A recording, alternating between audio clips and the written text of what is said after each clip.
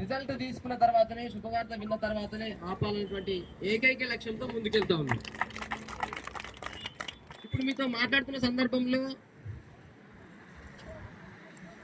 ఏ point, ఏ అంశము మాట్లాడాలి, ఎక్కడ ఏ అంశం దగ్గర ముగించాలనేది అంటే పూర్తి స్థాయిలో చర్చలు జరగలేదు కాబట్టి కొంత సందిగ్ధంలో ఉంది. చర్చలు జరగలేదు కాబట్టి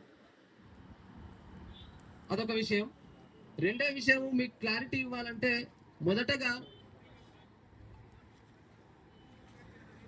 చాలాసార్లు రాష్ట్ర వ్యాప్తంగా 33 జిల్లాలలో కొంత అనిశ్చిత పరిస్థితి లేకపోతే గ్యాప్ అనేది కొంతవరకు ఉంటుంది.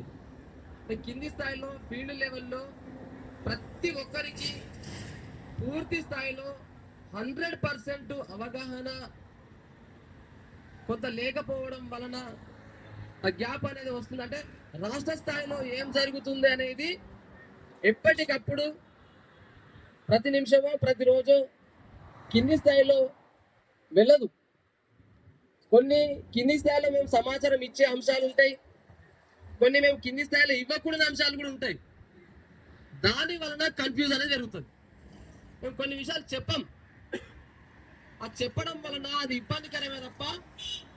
కాబట్టి ఆ రకంగా ఆలోచన ఉండాలి. అందుకే కొంత గ్యాప్ అనేది ఎక్కడ ఏర్పడుతుంది, ఎక్కడే కమ్యూనికేషన్ గ్యాప్ వస్తుంది అంటే అట్లాంటి విషయాల్లో గ్యాప్ వస్తుంది. సో ఐక్యత కోసం, యూనిటీ కోసం ముందుకు తీసుకెళ్తున్న తరుణంలో ప్రభుత్వము, ముఖ్యంగా ప్రభుత్వమే కావచ్చు, అధికారులే కావచ్చు, మనల్ని విడదీయడానికి చేయని ప్రయత్నాలు ఉండవు. అన్ని ప్రయత్నాలు చేస్తారు. కాబట్టి ఆ ప్రయత్నాలను ఎవరినైనా ఉపయోగించుకుంటారు. వాళ్ళు ఇక్కడ ఏం చెప్తున్నారు, కొన్ని రూమర్స్ వస్తున్నాయో, కొన్ని మెసేజ్లు వస్తున్నాయో, వాళ్ళని విడదీయడానికి ప్రయత్నం చేస్తున్నారు. వాటిని ఉద్దేశించి మాట్లాడుతున్నా.